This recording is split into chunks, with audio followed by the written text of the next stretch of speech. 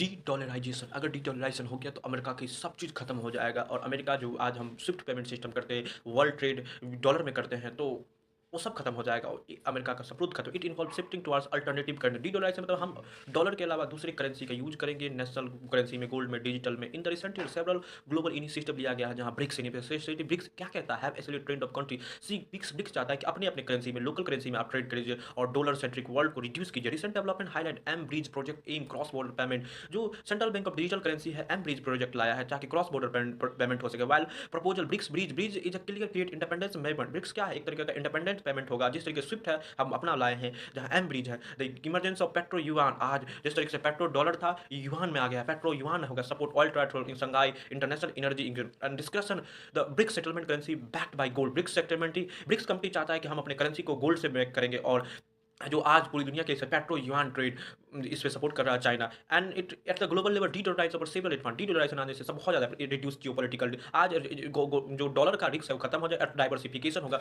बहुत सारी करेंसी है, डाइवर्सिफिकेशन से वोलेटाइल नहीं रहेगा, डॉलर इतना महंगा नहीं जाएगा, सीरीजनल करेंसी स्ट्रेंथ होगा, एनर्जी इनहांस होगा, economic cooperation. Country became less valuation US monetary policy. आप दुनिया के देश यूएस मॉनेटरी पॉलिसी पे नहीं रहेगा, सच इंटरेस्ट राइट से बहुत ही ज़्यादा। अगर यूएस में इंटरेस्ट राइट हाई हुआ तो कैपिटल फ्लाइट हो जाता है, क्योंकि वो लोगों को अपने देश में ही ज़रूरत से ज़्यादा इंटरेस्ट मिल जाता है। However the purpose not be without challenge US dollar continue. US का डॉलर आज भी dominant liquidity at global trust है दुनिया के सारे देशों। Alternative lack of alternative currency yuan है, उस पर बहुत ही ज़्यादा चैलेंजेस है। This also risk fragmentation of global economy. इससे ग्लोबल इकोनॉमी करेंसी ब्लॉक में चैलेंज होगा। जियोपॉलिटिकल टेंशन में rise US response shift. US आज भी shift clear benchmark dollar determining. आज पूरी दुनिया में डॉलर फिक्स एक्सचेंज रेट पे चलता है या फ्लोटेबल एक्सचेंज रेट पे चलता है। India pro de dollar balance. India का मानना है कि हम बैलेंस हो गए वाइल पार्टिसिपेट। हम ब्रिक्स प्लस में बात किए हैं कि de dollarization, India not seek dollar but aim. India dollar को खत्म नहीं करना चाहता बट डाइवर्सिफाई कर सकता है। डी डॉलराइजेशन इंपॉर्टेंट बेनिफिट होगा। इट प्रमोट इंडिया रुपी का ट्रेड में बहुत ज्यादा होगा, इनहांस होगा। हम फॉरेक्स पे डिपेंड नहीं होगा, अपने प्राइवेट ट्रेड को diversify at the same time reduce role for. अगर हम डॉलर पे खत्म करेंगे हमारा इन्वेस्टमेंट कम होगा, ग्लोबल इन्वेस्टमेंट कम होगा, डॉलर पे diversification reserve currency can introduce new risk validity. बहुत ज्यादा टैलेंस होगा।